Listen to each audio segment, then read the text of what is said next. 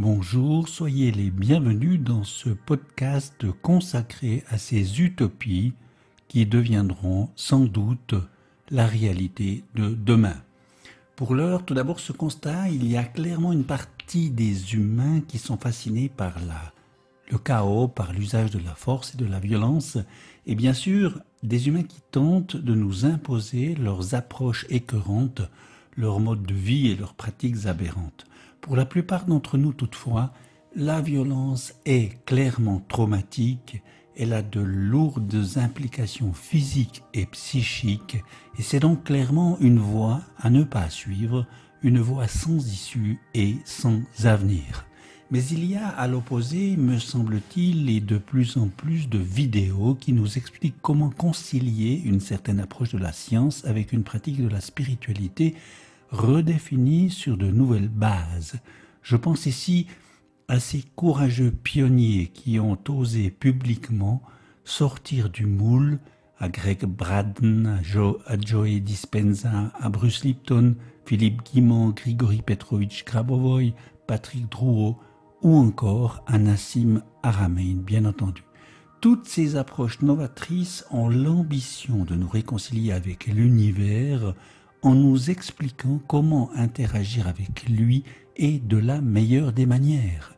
C'est une avancée majeure après 2 siècles d'une science majoritairement déterministe et darwinienne pour qui l'univers est fondamentalement une machine à combiner les possibles selon des lois spécifiques. Cette rupture, ce changement de paradigme est peut-être le signe annonciateur d'une nouvelle évolution spirituelle bâtie hors du carcan rigide des anciennes religions ou de la science déterministe. Plus nous serons à nous y référer ouvertement et à nous y exercer, plus l'influence vibratoire collective pourra grandir dans le champ morphogénétique de notre planète, notre inconscient collectif en somme, ce qui va nécessairement entraîner de grands changements dans tous les domaines courants de la vie, comme dans ceux qui posent aujourd'hui problème. Tout est donc appelé à être revu sur d'autres bases. Et nous sommes peut-être bien à l'aube d'une nouvelle évolution spirituelle. Ce sont les utopies d'aujourd'hui qui feront la réalité de demain. Merci à vous toutes et vous tous qui vous y intéressez et qui participez à votre manière à ce changement radical et fondamental. Parmi les utopies d'aujourd'hui qui seront la réalité de demain, il y a ce changement fondamental. Les humains seront pleinement conscients de leur pouvoir de création. Ils sauront l'utiliser en lien et en partenariat avec l'univers et notamment avec sa loi de l'attraction. Ils seront pleinement conscients en cela de la place et de l'importance du cœur, du lien particulier entre l'intention, la pensée et l'émotion.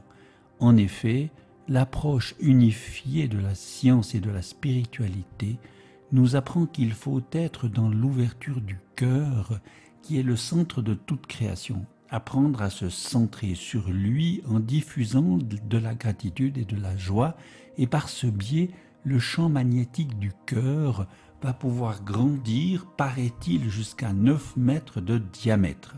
L'inverse se produit quand on est dans les énergies négatives. Le champ diminue et cela nous sépare des potentialités du champ. La plupart des gens se situent plus couramment dans la colère, la frustration ou la victimisation et se demandent ensuite pourquoi leurs prières ne sont pas exaucées. En réalité, nous construisons pour une grande part notre réalité par ce que nous vibrons. C'est ainsi que nous créons, nous attirons et repoussons bien des choses dans notre réalité quotidienne. Et si nous voulons un changement de perspective, il faut méditer avec le cœur, comme si nos prières étaient déjà exaucées, bien conscients que le signal est déposé dans le champ, ce qui veut dire que l'esprit est déjà changé, que notre corps nos gènes ont reçu un nouveau message, un nouveau signal. Je peux ensuite enseigner à mon corps le ressenti, le gain, l'avantage qu'il aura avec ma nouvelle intention, l'excitation, la joie, la gratitude, les ressentir pour favoriser cet nouvel avènement. La signature émotionnelle signifie que l'événement s'est déjà produit et le corps va vivre cette signature dans le moment présent, s'y adapter, s'y conformer et nous apporter le changement. Comme dans les effets placebo d'ailleurs, c'est là que nous traversons la rivière du changement, que des miracles se produisent, là que nous passons de l'ancien au nouveau moi, là que nous apprenons à dépasser les habitudes mentales, les états inconscients d'esprit et de corps pour se libérer des chaînes du passé, ce qui va produire beaucoup d'énergie qui nous permet de créer une nouvelle destinée en laissant surgir de nouvelles opportunités. Une fois que le cerveau et le corps ne sont plus dans le passé, plus dans la répétition automatique, plus dans le subconscient, ils ne sont plus tourmentés par les émotions négatives emmagasinées ou par des pensées obsessionnelles. Ici, l'union de la science et de la spiritualité nous apprend que tout est déjà dans le moment présent et on doit pouvoir y entrer, s'y référer pour créer. Mais le cerveau est une véritable machine à anticiper et il cherche avec les hormones du stress à reproduire inlassablement le passé dans un futur prévisible. Trouver le doux moment du généreux moment présent demande énormément de conscience. Elle est l'attention. Quand elle atteint ce présent, elle n'est plus corps, esprit, chose. Elle franchit la porte pour devenir un état quantique en lien avec le champ. On ne peut pas franchir cette porte si on n'est pas un corps. Et pour le guérir, il faut aller au-delà. Et c'est pareil pour notre environnement.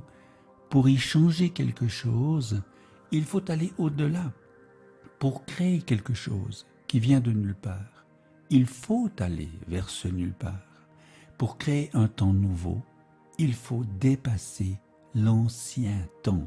Et en faisant cela, la conscience fusionne avec un niveau plus haut, plus élevé, et devient holistique. Les hémisphères se synchronisent et nous amènent vers cet être plein, entier, paisible. Et c'est là que se produisent les miracles.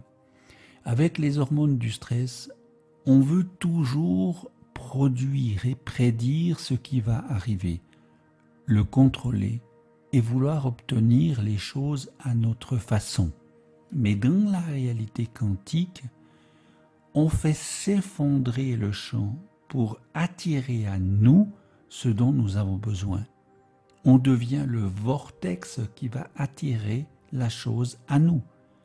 On a confiance dans l'inconnu, c'est-à-dire dans la loi d'attraction de l'univers. On ne cherche pas à prédire comment ça va arriver, mais on se réjouit à l'avance de le recevoir et de pouvoir le vivre. L'émotion est le véhicule de la pensée, et plus elle est élevée et cohérente, plus elle sera efficace. Il faut donc combiner l'intention claire et la direction, l'information et l'énergie. L'intention, c'est clarifier ce qu'on veut, et l'image et les contours en deviennent la réalité qui va nous placer dans le futur par l'émotion, le ressenti, le retentissement intérieur de l'image. Tous nos sens, y compris les ondes cérébrales, sont ici amplifiés. Et pour récupérer le pouvoir de la création consciente, il faut donc changer d'abord de regard intérieur. Ne plus croire par exemple que la vie est dure, remplie de souffrances et d'impossibilités, mais croire plutôt que la réalité est abondante, fluide et réceptive à nos intentions, à nos émotions combinées avec la pensée. Le changement se fera d'abord à l'intérieur et ensuite à l'extérieur. Cela veut dire assumer pleinement que chaque pensée, croyance, émotion ou ressenti crée notre réalité avec en conséquence une réponse de l'univers. Nous revenons, en somme, à ce que nous croyons pouvoir devenir. Chacune et chacun en est le créateur, l'observateur et l'observé. Plus nous serons en phase avec ce flux de la vie, plus notre création sera facile et sans effort. Mais il faut pour cela se libérer des croyances et des limitations qui nous habitent et nous dirigent, car ce sont elles qui nous écartent de notre véritable potentiel. Et s'en libérer, c'est les voir comme des illusions, une par une, qui forgent notre prison intérieure. En portant notre attention sur ces prisons, nous les changeons, car tout est énergie, donc tout est conscience. Il s'agit de vivre dans le désir de la réalité à créer, en sensation, en parole, en pensée et en acte, comme si tout était déjà réalisé, en confiance donc, en lien, en partenariat avec l'univers. Un peu comme une graine plantée dans la terre qui va pousser naturellement toute seule. En se disant que tout se manifeste au moment opportun, cela va nous aider. Cela permet d'aller au-delà de la peur, du doute ou de la limitation, des dualités stériles, car chacun et chacune est l'univers faisant une expérience unique. L'éveil passe donc par la prise de conscience des schémas et des programmes qui gouvernent notre vie, et la compréhension permet de réaliser comment ils nous ont façonné, comment ils ont façonné nos expériences et nos croyances, et l'incarnation permet de vivre à partir d'un lieu en dehors de ces schémas, à partir d'un lieu de nouveauté. Et c'est à partir de ces utopies que la pacification de l'humain pourra se faire, s'accomplir et permettre la survenue de nouvelles technologies issues d'une meilleure compréhension, par exemple, du vide quantique. De ces approches nouvelles vont naître, par exemple, le contrôle de la gravité, la possibilité des voyages interstellaires, le contrôle de l'énergie, du vide, et avec lui la fin de la pollution, l'utilisation des champs magnétiques pour soigner et guérir, ou encore la pratique des voyages astraux. Nous pourrons et nous pouvons accélérer ou freiner cette évolution par le simple fait d'y adhérer ou non, de nous y référer en interagissant avec elle, toujours pour amener un mieux, un bien commun, un meilleur équilibre dans tous les domaines de la vie. C'est le choix de l'équilibre, celui de l'harmonie, toujours à faire et à refaire, avec le soutien de l'univers, de son intelligence vibratoire spécifique.